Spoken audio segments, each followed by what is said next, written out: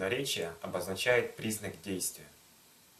В тувинском языке наречие образуется разными способами, путем присоединения разных аффиксов. Могут быть образованы при помощи аффиксов ар, гер,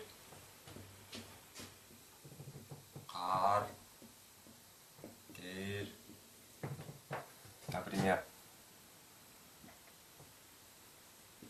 от ар назад.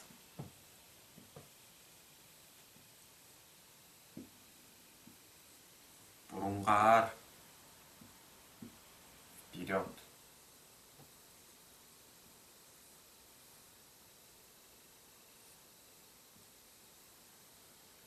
Ишкер внутрь.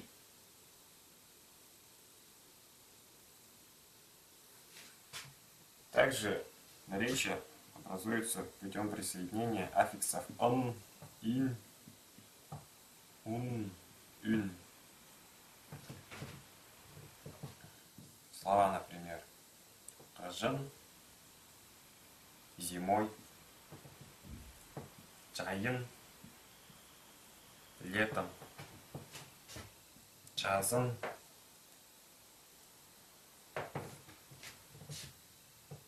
весной, күзін, осенью. С помощью этих аффиксов образуется наречие времени. Таким образом, наречия, образованных при помощи аффиксов гар, гер, ын, ин, в тувинском языке не так много. Они представляют собой устойчивые самостоятельные слова. То есть, при помощи этих аффиксов невозможно образовать наречие от любого слова. Следующая группа аффиксов неспецифичны. При помощи них могут быть образованы наречия от очень многих слов. Например, присоединение после слова «для» образуется наречие образа действия, отвечающее на вопрос «как?».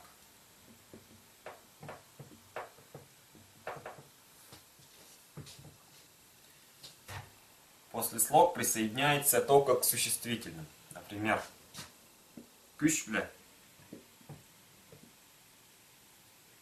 насильно.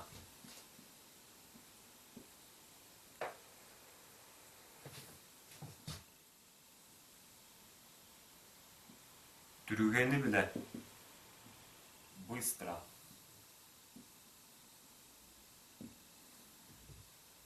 Түрген переводится как быстрый.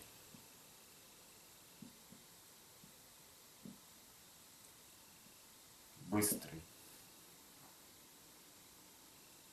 А түргени это уже существительное. Существительное образовано от прилагательного түрген при помощи присоединения аффикса принадлежности.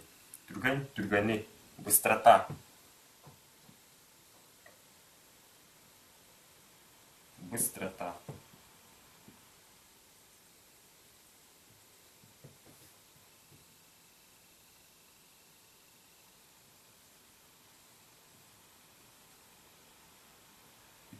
Менгезиле вечно. Точно таким же образом образованное существительное от прилагательного мюнге вечный.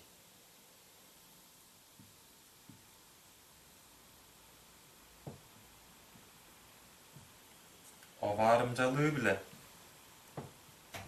Оварымжалыбле. Осторожно, внимательно. Осторожно, внимательно. Существительное образовано от прилагательного оварымжалык. Осторожный. Оварымжалык – осторожный. Оварымжалы – осторожность. Существительное образуется путем постановки данного прилагательного в категорию принадлежности в третьем лице. Оварымжалы. Оварымжалы. Осторожный. Оварымжалы – осторожность.